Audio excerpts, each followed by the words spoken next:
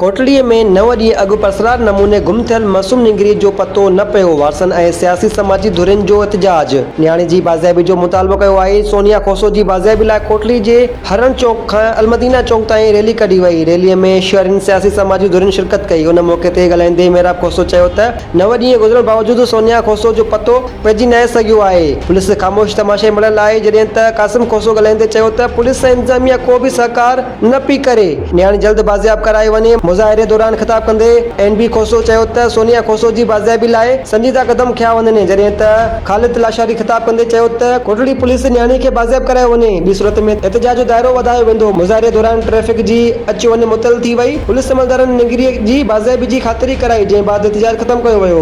गुंडागर्दी